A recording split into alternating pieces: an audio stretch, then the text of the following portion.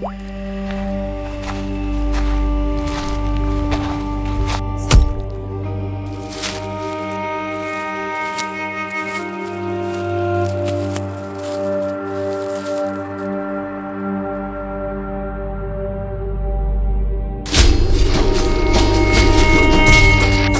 Terre, qu'est-ce qui nous reconnecte plus à nos racines? Depuis plus de 10 000 ans, la Terre est notre première source d'alimentation, ce qui fait de l'invention de l'agriculture un moment charnière dans l'histoire humaine, mais surtout le moment le plus important pour l'aménagement du territoire et l'urbanisme. Du jour au lendemain, on se retrouve avec une source de nourriture constante. La population explose, on s'étale partout sur la planète avec nos cultures et on fait même des surplus de nourriture. C'est ça qui permet la naissance des premières villes puis des civilisations. Or, l'agriculture a beaucoup évolué ensuite au fil des millénaires. On est devenu plus productif, ce qui a permis encore plus de surplus de nourriture pour nourrir des villes toujours plus grosses. Aujourd'hui, plus de la moitié de la population mondiale vit en ville et n'a presque aucun contact avec la terre, celle-là même qui est à la base de son alimentation. Moi, par exemple, si demain matin on me dit que je dois survivre seulement en cultivant la terre, je ne suis pas certain que ça serait évident. Alors, le retour à la terre, ça vous dit?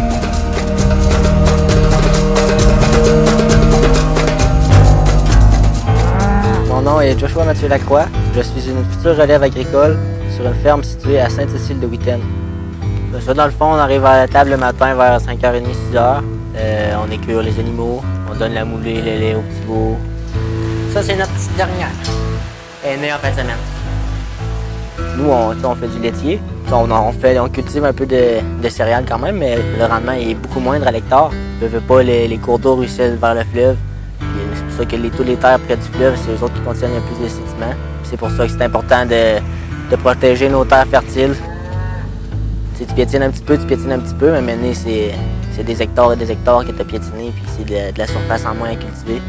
Seulement 2 % des terres sont consacrées à l'agriculture au Québec, mais la plupart d'entre elles sont situées dans la vallée du Saint-Laurent, là où la pression pour l'urbanisation est la plus grande. C'est pourquoi, en 1978 déjà, la loi sur la protection du territoire et des activités agricoles était adoptée. L'objectif était de protéger les terres fertiles en y autorisant seulement les activités agricoles. Et jusqu'à aujourd'hui, ça a quand même très bien fonctionné. Par contre, ça n'a pas empêché que dans les 20 dernières années, 34 000 hectares de terres agricoles ont été perdus au Québec. Parce que quand on parle de donner plus d'oxygène aux municipalités pour poursuivre leur expansion, on parle surtout d'encourager l'étalement urbain. Et ça, c'est au détriment de nos terres fertiles, qui après tout sont une ressource rare et non renouvelable. D'un autre côté, on assiste à une dégradation massive des terres dans le monde, entre autres en raison de la surexploitation agricole et des changements climatiques, comme le mentionne le récent rapport du GIEC.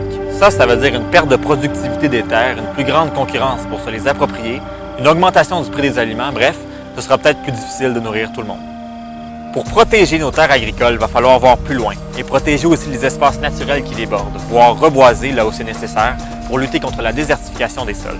C'est ce qu'on souhaite faire en Éthiopie, par exemple, où le gouvernement a récemment annoncé vouloir planter 4 milliards d'arbres d'ici quelques mois. Parfois, on peut faire une pierre deux coups en optant pour des forêts nourricières.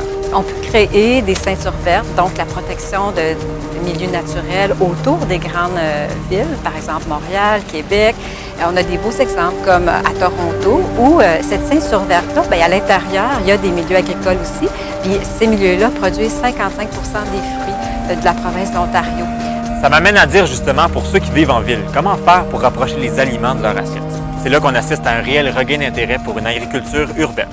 Bien sûr, les potagers urbains et les toits verts ne pourront pas permettre de nourrir 100 % des gens qui restent en ville. Mais ça ne veut pas dire qu'ils sont là juste pour être beaux. Il y a plusieurs bienfaits à l'agriculture urbaine. Selon moi, je qualifie souvent l'agriculture urbaine de multifonctionnelle pour ça. Donc, c'est ça qui a un bienfait qui est social. Donc, tisser des liens dans son quartier, tisser des liens entre les gens, pouvoir discuter en même temps que jardiner. C'est démontré aussi que c'est très bon pour la santé, bien entendu en termes de se nourrir de produits sans produits chimiques et de qualité, mais aussi pour la santé mentale et bien entendu l'environnement. Donc, ça crée des îlots de biodiversité et de fraîcheur en ville qui sont essentiels en ce moment lorsqu'il y a du béton partout. Si on a l'intention que ce soit disponible, ces aliments-là, pour les gens, puis que ça inclut aussi les gens qui ont moins de sous, moins de moyens, qui sont plus dans des régions de désert alimentaire. Si on y pense à l'avance, on va s'organiser pour que notre distribution puisse les accommoder. Donc, ça peut avoir un impact positif, mais il faut avoir l'intention parce qu'on pourrait produire seulement des aliments de niche à proximité. Certains aliments qui ne sont pas de base, du miel, c'est intéressant, mais tu ne peux pas nourrir juste avec ça. Donc, ça prend une variété. Chose certaine, l'intérêt des citoyens et des entrepreneurs est au rendez-vous. Le site Cultive ta ville permet d'ailleurs de constater la diversité des initiatives qui se multiplient un peu partout au Québec. En revanche, nos règlements d'urbanisme sont parfois des freins à cette volonté de cultiver en ville.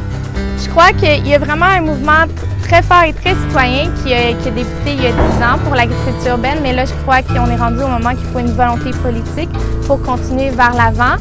En agrandissant les saillies de trottoir, ça permet de l'espace pour l'agriculture urbaine, permettre d'avoir accès aux terrains vacants, faire du dézonage pour permettre la culture en ville.